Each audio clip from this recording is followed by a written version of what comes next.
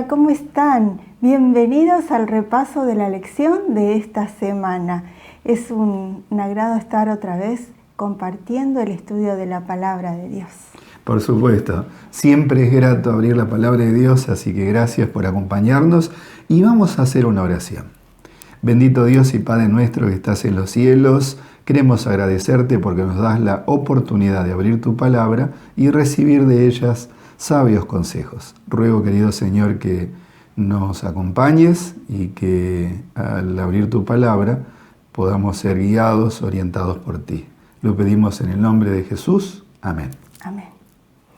Tenemos unos saludos, ¿no? Especiales para aquellas personas que nos han saludado en esta semana, que se comunicaron ya sea por medio del chat o a veces en forma particular, ¿no? Así que le queremos retribuir nuestros saludos. Por ejemplo, saludamos a Betty, a Oscar, a Florencia. Gracias por acompañarnos y deseamos que Dios los bendiga. También a Juanita, a Natalia y Jorge. A Franco, un abrazo, Franco. Qué bueno que nos acompañes, a Nayara también. A Nilda, a Eli y Georgie, que también nos acompañan repasando la lección. Saludamos a Cristina, que también siempre nos acompaña.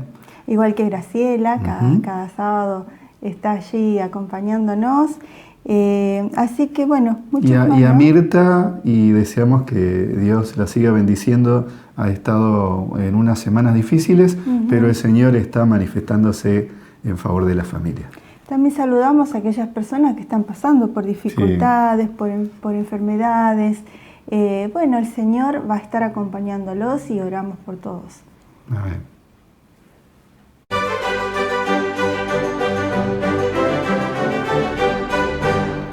Vamos ahora a nuestra sección de todo miembro involucrado. El lema, como ya hemos dicho, es Yo voy. Y hoy vamos a compartir el testimonio de Sandra, alguien que dijo, yo voy, quiero ser en este caso una protagonista en la predicación del Evangelio. Un lindo testimonio de cómo cuando nosotros perseveramos en la misión, en la oración, Dios nos muestra resultados y frutos sorprendentes. Bueno, vamos a ver el testimonio.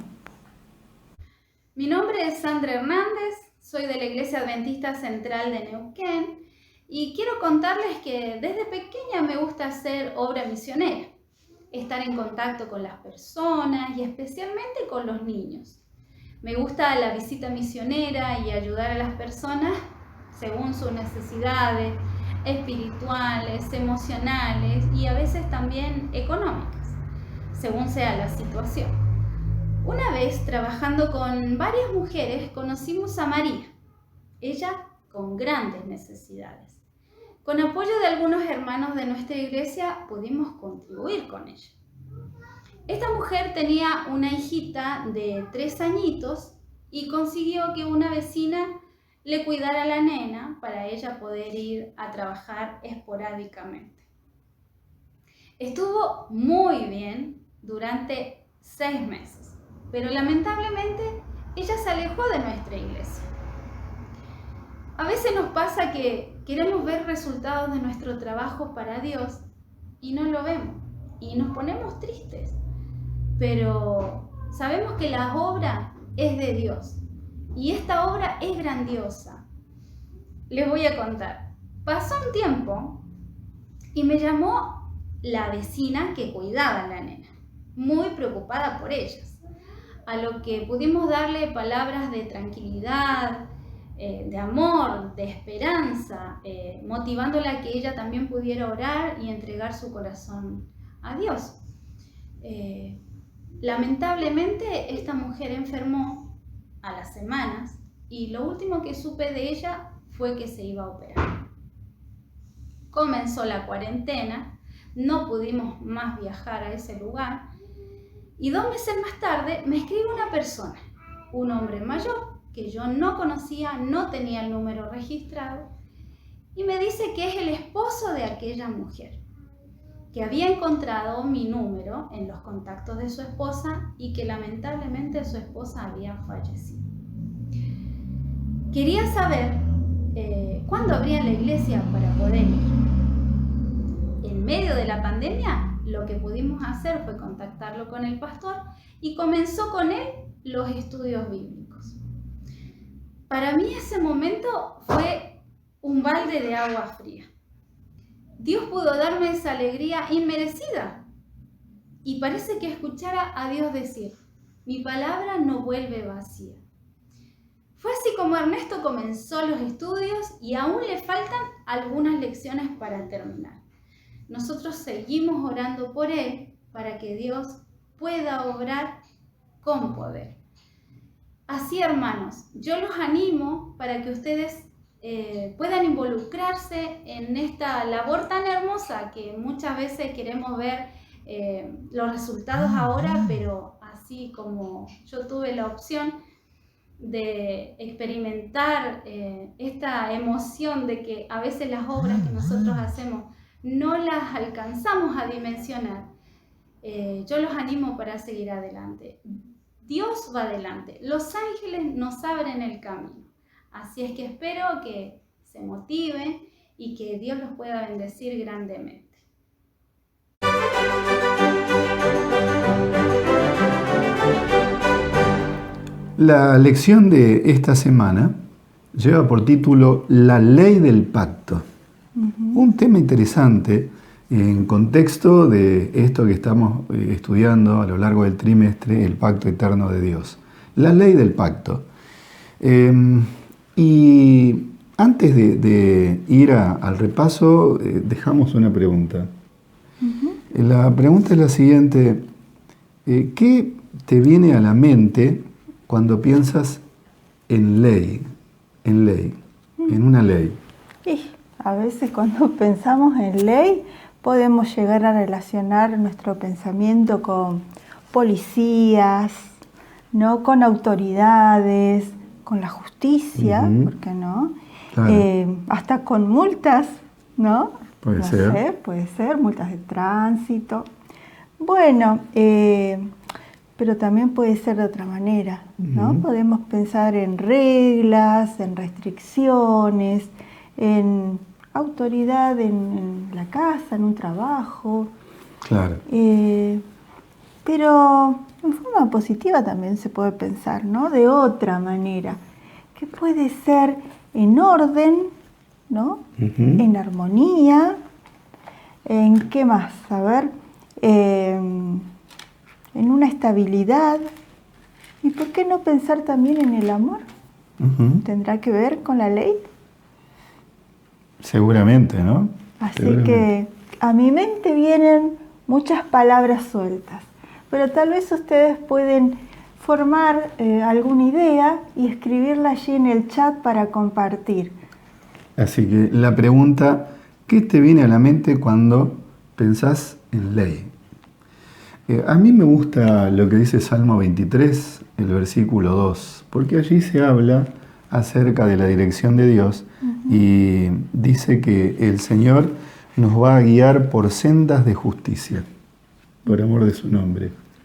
Y en ese mismo sentido, el Salmo 119, versículo 35, también declara algo muy significativo y también aparece esta expresión de senda. Dice: llévame por el camino de tus mandamientos, pues en él está mi felicidad. Es decir, que los mandamientos de Dios nos pueden conducir a la verdadera felicidad. Y en esta semana el tema es este, ¿no? La ley de Dios y su lugar en el pacto, y particularmente en el pacto del Sinaí. Y allí tenemos el versículo clave para esta semana, Deuteronomio capítulo 7, versículo 9. Conoce pues que Jehová tu Dios es Dios, Dios fiel, que guarda el pacto y la misericordia a los que le aman y guardan sus mandamientos hasta 1000 generaciones. O sea que Dios desea el bien para su pueblo, y aquí está expresado en favor de aquellos que guardan los mandamientos. Pero la pregunta casi recurrente es: ¿por qué guardar los mandamientos me hace feliz? es que Dios tiene allí una serie de condiciones o de pautas de decir, ahora vas a tener que ganarte la felicidad? ¿O será que la ley en realidad es una fórmula para la felicidad? Creo que nos conduce a la felicidad, ¿no? Sin duda que es así. Pero antes de analizar un poco más todavía esto de la ley, vamos a repasar algo que ya hemos estado viendo. Deuteronomio capítulo 7, versículo 7, nos habla acerca de la elección que hizo Dios del pueblo de Israel. ¿Por qué eligió Dios al pueblo de Israel? ¿Por qué o para qué eligió Dios a Israel? Deuteronomio 7:7 nos da una pista clara en relación a esto. Por su afecto hacia vosotros, el Señor os eligió, no por ser vosotros más numerosos que todos los pueblos, ya que sois el más pequeño de todos. Aquí vemos entonces algunas cosas claras. Primero, la elección fue por voluntad del Señor, no por mérito. No era Israel una nación poderosa militarmente ni políticamente, ni era avanzada en la ciencia. Era un pueblo muy limitado, pero Dios eligió a ese pueblo con un propósito. Podemos decir que no tenía mérito, ¿cierto? Claro. No tenía ningún tipo de mérito. Inclusive también se dice que Dios buscó a otros pueblos, ¿no? Que Él quiso elegir a otros pueblos que no lo aceptaron. Y bueno, se determinó por Israel. Claro. Pero no sé si esto tiene una base bíblica. Creo que no. En la tradición judía se dice que Dios eligió al pueblo de Israel después que otros pueblos habían rechazado el llamado de Dios, ¿no? Y aunque esto no está en la Biblia, tampoco lo podemos negar, ¿no? Pero lo que sí vemos con claridad, de acuerdo a lo que dice el texto bíblico, es que el pueblo de Israel no tenía mérito alguno para ser elegido como una nación especial. O sea, Dios eligió a este pueblo por bondad de Él, como dice al principio de este versículo, y podríamos decir que es la gracia de Jesús, la gracia del Señor, la gracia de Dios, el deseo de Dios. Y Dios tenía un propósito con esta nación. Lo vemos a esto en el mismo libro de Éxodo, capítulo 19, versículo 6, por ejemplo, donde dice que Dios quería hacer de este pueblo una nación santa, de reyes y sacerdotes. Eso ya lo habíamos hablado en otras lecciones. Exacto, y lo mismo Isaías 56, donde dice que Dios quería que el templo fuese una casa de oración para todas las naciones, no solo para ese grupo de personas. O sea, la intención de Dios con esta nación era engrandecerla para que esta nación fuese una luz para el mundo entero. Podríamos decir que fuese un canal también, ¿no? Claro. Un canal donde Dios a través de ellos pudiera dar ese mensaje a todos, mensaje de salvación. Claro. Y cuando pensamos en el pueblo cristiano de este tiempo y particularmente el pueblo adventista, tenemos la misma misión. O sea, Dios levanta a su iglesia para que su iglesia pueda ser luz. Pablo, en la epístola de los Hebreos capítulo 2, versículo 9, dice que Cristo murió por la salvación de todos, murió por todos. Por lo tanto, no murió por un grupito reducido, por un grupito que sigue ciertos principios, ciertas reglas, sino murió por todos. Ahora, el grupo que es fiel a Dios tiene que ser una luz para que todos los otros puedan también seguir ese camino. Claro. Puede haber un peligro también, ¿no? De engrandecernos, de pensar que somos los únicos, que somos los elegidos y quedarnos allí con esa verdad atrapada, sin dejarla salir o que fluya hacia los demás. Sí, y le pasó al pueblo de Israel, ¿no? Le pasó. Y nos puede pasar también a nosotros. Por eso, la humildad de saber que hemos sido elegidos no por nuestros méritos, sino por la gracia del Señor, y somos llamados a una misión. Amén. Ahora vamos a ir a Deuteronomios capítulo 4, versículo 13, y meternos un poco más en esto de la ley y el pacto en el Sinaí. Y allí está la pregunta para que puedan comentarnos o cualquier otro comentario que quieran realizar allí en el chat, pueden hacerlo, ¿no? ¿Qué te viene a la mente cuando piensas en ley? ¿Será que es necesaria la existencia de reglas? ¿Para qué existen las reglas? ¿Es necesaria la ley para el pacto? Bueno, si quieren comentarnos alguna cosa, bienvenidos. Deuteronomio capítulo 3. Deuteronomio capítulo 4 versículo 13. 13 dice, y Él os comunicó su pacto que os mandó cumplir, los 10 mandamientos, y los escribió en 2 tablas de piedra. Vemos aquí la relación directa entre el pacto y la ley, porque aquí el texto está hablando de la ley de Dios y del pacto, ¿no es cierto? Es lo que acabamos de leer. O sea, están unidas. Claro. Sí, no va una por un lado y la otra por el otro, sino que se necesitan, podríamos decir también. Claro. Se complementan. Aquí se expresa, y es un versículo como para marcarlo a ¿no? La ley no se puede separar del pacto, o sea, está íntimamente relacionada. Y ahí viene la pregunta, ¿puede existir un pacto sin pautas preestablecidas? Y un pacto es una relación, ¿no? Es una relación entre 2 o más personas. Sí. Y generalmente en un pacto uno pone sus reglas. Pensemos en algo cotidiano, ¿no? Ya desde que hay un matrimonio, por ejemplo, hay un pacto, es de amor, ¿cierto? Pero tiene que haber ciertas reglas para que pueda haber una buena convivencia. Claro.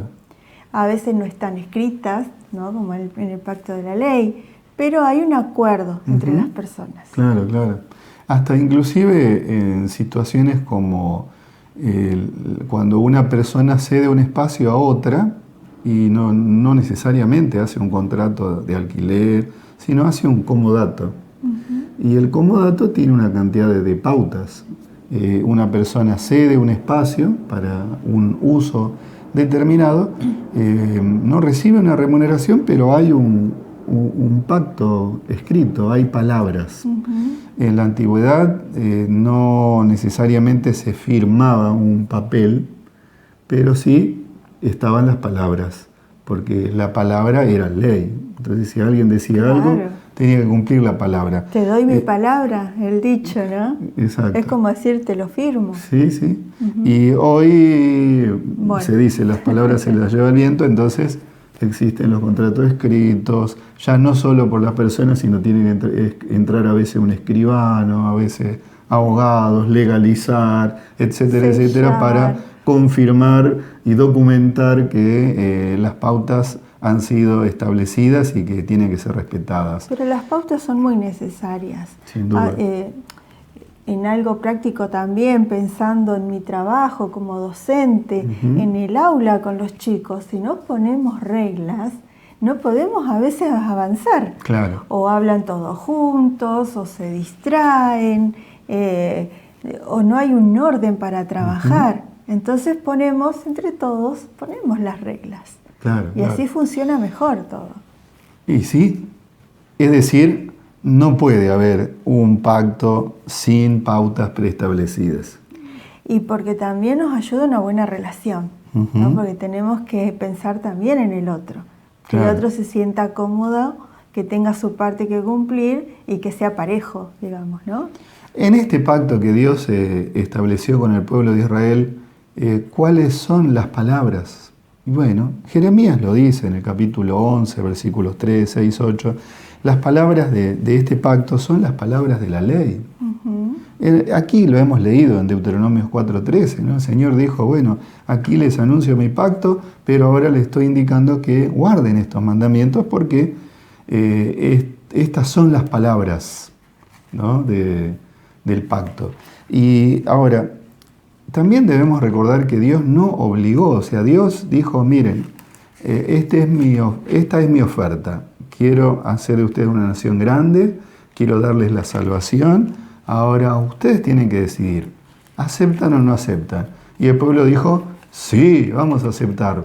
porque queremos ser ese pueblo, esa nación especial, y al decir sí, estaban diciendo también vamos a guardar esta ley.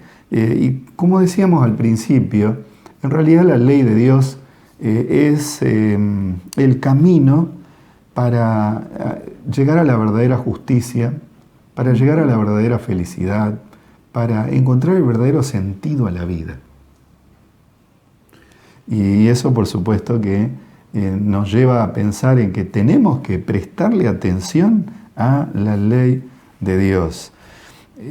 Pero vamos a ver unos pasajes más en Deuteronomio, capítulo 10, versículos 12 y 13.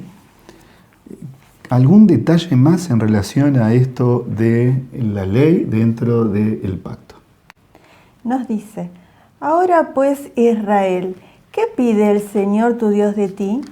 Que reverencies al Señor tu Dios, que andes en todos sus caminos, que lo ames y sirvas de todo corazón y con toda tu alma, que guardes los mandamientos del Señor y sus preceptos que te ordeno hoy, para que te vaya bien. Me impresiona o me impacta lo que menciona aquí Deuteronomios, porque está hablando acerca de una relación, en primer lugar, una relación estrecha de un Dios que se acerca al pueblo, y ahora Dios dice, pero ustedes también tienen que amarme, ¿no? Reconocer que soy ese Dios, ese Padre Celestial que quiere protegerlos, acompañarlos. Pero ahora también aquí la indicación es guarda los mandamientos. Ellos tenían que darse cuenta, ¿no? Que esos mandamientos era para preservarlos, para dirigirlos por los buenos caminos, claro, ¿no? Como habías dicho al principio, esos caminos de justicia que Dios tiene preparado para todos, para nosotros hoy en día también. Hoy hablabas acerca de la docencia y pienso en las matemáticas o en ciertas leyes que hay que se han establecido, y uno puede llegar a pensar cuando las estudia, ¿y esto para qué sirve? ¿No? ¿Para qué sirve esto? ¿Para qué sirve este principio? ¿Para qué? Pero son leyes que ayudan a organizar cosas, a desarrollar cosas, a resolver situaciones, ¿no? Y podríamos decir que esos principios son enseñanzas que nos dan una base para poder ir avanzando. Y la ley, especialmente en el Antiguo Testamento, es la Torá, tiene el significado de enseñanza. La ley es una enseñanza. Es una guía, podemos decir. Es una guía, por supuesto. Es una senda, como decíamos al principio, la senda de Dios que nos va a guiar a la justicia y nos va a guiar al bienestar. Por ejemplo, el Salmo 1 nos habla acerca de la felicidad, justamente, ¿no? Y dice, bienaventurado el varón que no anduvo en consejo de malos, ni en silla de escarnecedores se ha sentado. Y luego agrega, sino que en la ley de Jehová, o en la ley del Señor, está su delicia, y en la ley de Dios medita de día y de noche. ¿Por qué? Porque cuando uno se da cuenta de que estas palabras en realidad nos favorecen, nos hacen bien, uno dice, bueno, tengo que descubrir más de esta ley, tengo que analizarla más, tengo que ver cómo puedo implementarlas plenamente en mi vida. No podemos entonces estar pensando que las leyes son solamente límites, ¿no? Límites que nos limitan a no hacer esto o no hacer lo otro, sino que en realidad tenemos que disfrutar de esas leyes. Claro. Porque esas leyes son leyes de amor. Sí. Por eso Dios también le decía, yo quiero que me amen, ¿no? En realidad no es que les ordenaba, pero Dios les estaba diciendo que Él les estaba dando unos límites de amor. Claro. Y en todo caso, si pensamos en la ley como un límite, justamente tenemos que pensar en la ley como un cerco protector. Por ejemplo, en las rutas, donde hay curvas, por lo general hay guardarray. Y eso ayuda, porque si uno se moviera, puede tocar eso y lo está protegiendo. O en muchas rutas hay unos relieves que le suelen decir los pianitos. Entonces uno se mueve al costado y pisa eso, y capaz que si estaba medio dormido siente la vibración y se despierta, y está para proteger. La ley también está para proteger. Igualmente los alambrados, ya que hablamos de la ruta y del campo, estaba pensando en los alambrados que tienen los campos, que no es solo para mostrar el límite del territorio, digamos, sino también para proteger a los animales que se pueden salir de los campos, y que pasa a veces en esos campos donde no hay alambrados, que cruzan las carreteras y producen accidentes. Sí, sí. ¿No? Y le ponen el boyero para que hasta a veces sienta un pequeño cosquilleo y se van, ¿no? Que puede ser, uno puede decir, bueno, pero hasta doloroso, ¿no? A veces el límite puede llegar a ser doloroso, pero protege de algo peor. Por supuesto. Por lo tanto, la ley puede ser considerada como algo que establece los límites necesarios, pero me agradó lo que dijiste, Vivi, que tenemos que pensar que es algo más que límites, porque en realidad la ley de Dios nos eleva, para ser mejores personas, ¿no? Y hay leyes en lo que Dios estableció para el pueblo de Israel, no solo la ley moral, los 10 mandamientos, sino Él había dado otras instrucciones generales acerca de la agricultura, ya que estabas hablando del campo, ¿no? Estaba recordando eso, que había diferentes tipos de leyes que les había dado. Esas eran para ese momento, para la situación que ellos estaban viviendo, ¿no? También acerca del gobierno que debían tener, el gobierno civil. Sí, sí. Y leyes en las relaciones sociales, de cómo tenían que comportarse con sus semejantes, con los extranjeros, con los necesitados, etcétera, Había ¿no? muchas de esas leyes, ¿no? Y también acerca de la adoración, ¿no? De cómo debía ser la adoración a Dios, porque ellos habían estado mucho tiempo relacionándose con la idolatría, y entonces tenía tal vez conceptos mezclados, y bueno, ahí era una forma de enseñanza, ¿no? De cómo debía ser la adoración verdadera, la adoración a Dios. Una frase que me gustó de la lección es cortita, dice: la ley introduce al miembro del pacto en la voluntad de Dios. Porque en verdad la ley de Dios es la voluntad de Dios. Porque la ley de Dios podríamos decir que es la constitución de Dios, ¿no? Y cuando nosotros obedecemos la ley de Dios, estamos haciendo la voluntad de Dios, ¿no? Que hay que hacerlo por fe, ¿no? Como decimos, como ya lo habíamos dicho antes. La obediencia por fe y por amor. Y cuando obedecemos la ley de Dios podemos llegar a conocerlo mejor, porque, a ver, ¿por qué Dios estableció este principio, este otro? ¿Por qué Dios dijo que no había que hacerse imágenes? ¿Por qué Dios dijo que había que guardar el sábado? ¿Por qué Dios dijo que no había que tomar su nombre en vano? Nos ayuda a conocerlo, a saber que Él es un Dios todopoderoso. ¿Por qué Dios dijo que tengo que respetar a mi padre, a mi madre? ¿Por qué Dios dijo que no tengo que robar, que matar, que mentir, que cometer adulterio, que codiciar? Esto, cuando lo analizamos, nos ayuda a entender que Dios realmente es un Dios de justicia. Ahora, cuando nosotros seguimos las leyes de Dios, sus efectos, la consecuencia de la obediencia de Dios, va a dar testimonio del amor de Dios en nuestra vida. Nosotros vamos a poder dar ese testimonio, y ese testimonio puede ser individual, o sea, si yo respeto esos mandamientos, mi vida va a ser marcada por eso, pero también puede ser colectivamente, con un grupo de creyentes, la iglesia, y era lo que Dios tenía planificado para el pueblo de Israel. Si todo el pueblo hubiese guardado fielmente los mandatos del Señor, como bien decías, no como un fin en sí mismo, sino por obedecer a Dios, entendiendo que es lo mejor, entonces el pueblo hubiese sido una gran luz para todas las naciones vecinas, ¿no? Sí, iban a ser los reyes y sacerdotes como Dios les había dicho, su especial tesoro que tenía ese objetivo, ¿no? Esa finalidad, por eso ellos fueron elegidos. Y si obedecemos la ley de Dios, podemos mantenernos también en la relación con Dios. El peligro de esto es el legalismo.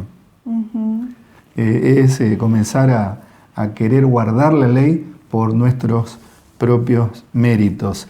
Y la verdad es que es imposible.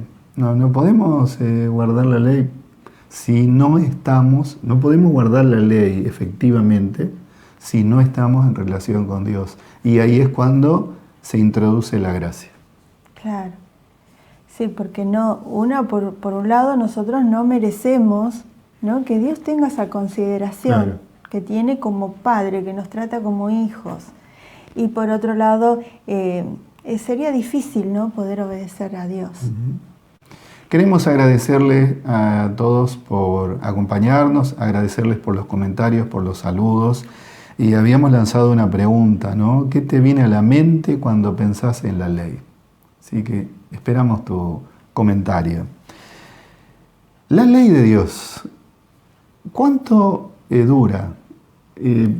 ¿Era para ese momento de Israel, del Sinaí? ¿Cómo es esto, no?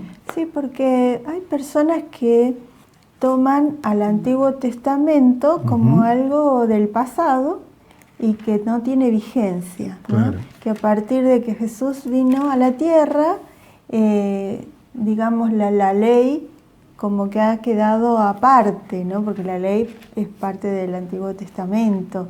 Entonces, ¿tenemos otro tipo de ley? Es una buena pregunta. Recordemos que cuando Dios le dio a Moisés las tablas de la ley, el texto bíblico dice que él mismo con su propio dedo escribió las tablas. Y si vamos al libro de Malaquías, capítulo 3, versículo 6, allí Malaquías nos dice algo que definidamente está relacionado con esto y más todavía si pensamos en que Dios con su propio dedo escribió las tablas de la ley.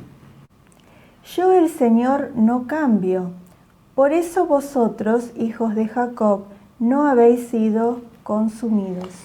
El Señor no cambia y si Él escribió con su propio dedo estas leyes es porque estas leyes permanecen. Tampoco cambian. Claro, no cambian. Y en el Nuevo Testamento encontramos expresiones que también nos llevan a pensar en esta dirección. Santiago capítulo 1, versículo 17.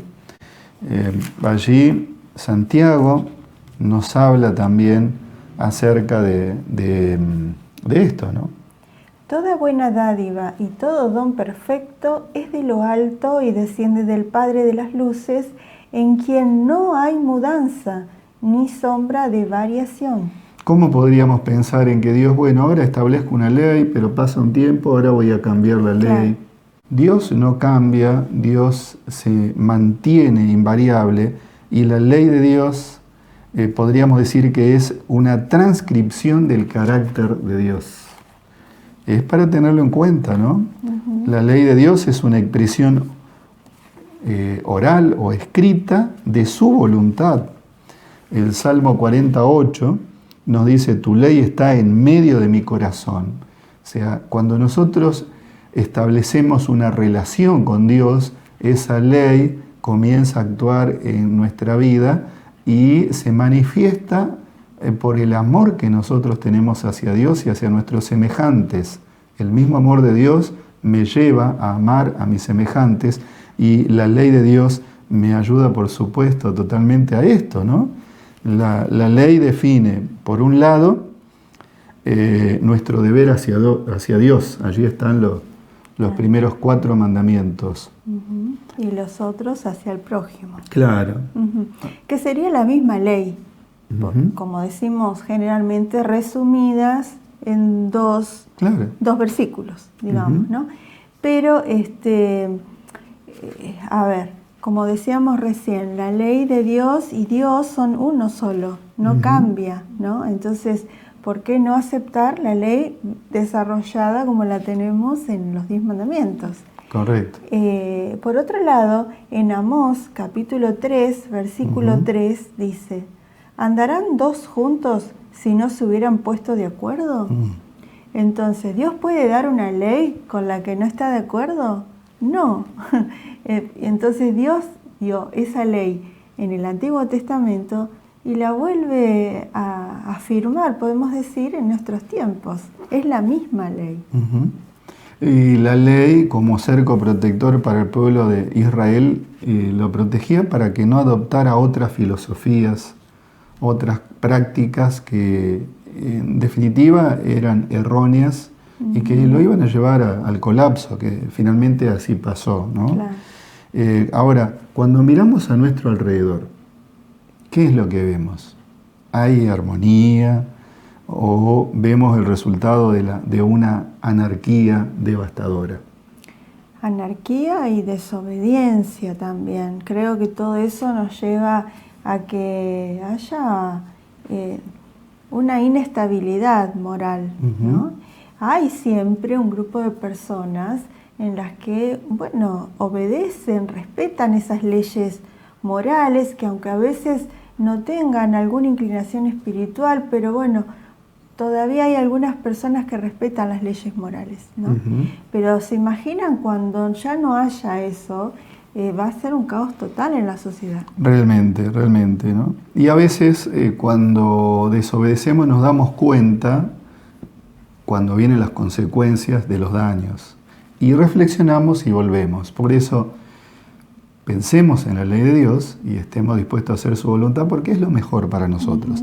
Ahora, Vivi, en base a lo que hemos dicho, ¿obediencia sí o no a la ley? Obediencia sí. Obediencia sí, por supuesto, sí. ¿No? Y cuando vamos al libro de Génesis, o bueno, todos los libros del Pentateuco, Génesis, Éxodo, Levítico, siempre se habla acerca de una condición. Dios da su pacto y Dios promete bendición, siempre promete bendición. Llevar al pueblo adelante, Dios promete la salvación para ellos, Dios promete la salvación para nosotros hoy. Pero hay una condición, siempre está el sí, claro. Obedecieres. Claro, sí hicieres tal cosa, sí obedecieres, ¿no? A veces, no sé si te acordás, cuando eras chico, tal vez la mamá o los abuelos te dicen, si haces caso, ¿no? Nos decían, si me escucharas, ¿no? Si haces lo que te digo. Esas cosas, con las frases con las que empezaban después de que nos equivocamos, ¿no? Sí. Si hubieras hecho lo que te dije, no te hubiera pasado tal cosa. Entonces, la ley de Dios puede ser vista como una condición, ¿no? Y la obediencia es una condición para el pacto. La obediencia es una condición para el pacto. La obediencia no para ganarse las promesas, no para ganarme el cielo, sino como una expresión de haber sido bendecido. Recordamos tanto en el libro de Deuteronomio como en el libro de Éxodo, antes de que se presente el enunciado de los 10 mandamientos, el Señor dice, yo soy el que los bendecí, yo soy el que los saqué de la tierra de esclavitud de Egipto. Se presenta, digamos, ¿quién es el que te da la ley? Yo, el Dios poderoso que hice todos estos beneficios contigo. Claro, ya te di mi bendición. Y como resultado de eso, ahora surge la obediencia. La obediencia entonces es el resultado de la fe. Cuando uno dice, wow, lo que hizo el Señor por mí, qué misericordioso lo que Él promete. Y en función de eso, entonces ahora se desarrolla la fe en Dios Todopoderoso, ¿no? Podría decirse entonces que la obediencia es la aceptación de la bendición. En el comentario bíblico adventista tenemos una linda frase en el tomo 5 que dice, antes de que mediante el poder y la gracia de Cristo una persona pueda comenzar a observar los preceptos de la ley divina, debe tener amor en el corazón, La obediencia a Dios que no nace del amor es imposible como inútil. Donde existe el amor a Dios, la persona automáticamente pondrá su vida en armonía con la voluntad divina como está expresada en sus mandamientos. Increíble, ¿no? Recalco lo que leías allí, ¿no? Que la obediencia que no nace del amor es tan imposible como inútil. Si uno puede intentar, pero no funciona, ¿no? Claro. Pensando en la perpetuidad de la ley, en la eficacia de la ley, tenemos que ir al ejemplo de Jesús. La vida de Jesús es un ejemplo de obediencia a la ley de Dios. Sí. ¿No? ¿Cómo podría contradecirse él, que es el autor? Por lo tanto, la gracia nunca anula la necesidad de la ley. Nunca. Al contrario, la ley es un medio por el cual la gracia se manifiesta y se expresa en la vida de quienes la reciben. ¿Ya percibiste que has recibido la gracia de Dios?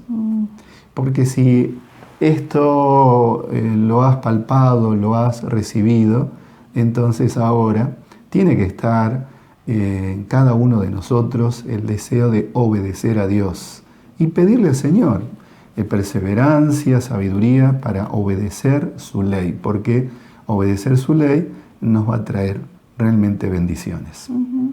Aquí leí también en la lección una frase que dice: la promulgación de la ley es un acto de misericordia, tanto como la liberación de la esclavitud egipcia. Así como habían sido liberados, ¿no?, los egipcios, también es para nosotros la ley un acto de liberación del pecado de este mundo. Claro, exactamente, exactamente. Hemos llegado al final del repaso de nuestra lección. Gracias por acompañarnos y deseamos que Dios los bendiga. Vamos a cerrar nuestro repaso con una palabra de oración. Querido buen Padre que estás en los cielos, santificado sea tu nombre, Señor. Estamos muy agradecidos por tu gran amor, por la misericordia que tienes de mirarnos y elegirnos para ser tu pueblo y para darnos también esta gran responsabilidad de llevar luz a los que no te conocen. Amén. Pedimos, Señor, que nos capacites, que nos dirijas y que podamos hacer tu voluntad. Sí, también que podamos cumplir tu ley y que lo hagamos de corazón. Amén. Pedimos, Señor, tus bendiciones y tu compañía, todo sin merecerlo, solo por Jesús. Amén. Amén. Que la gracia del Señor Jesús, el amor de Dios y la comunión del Espíritu Santo sean con todos vosotros. Amén. Amén.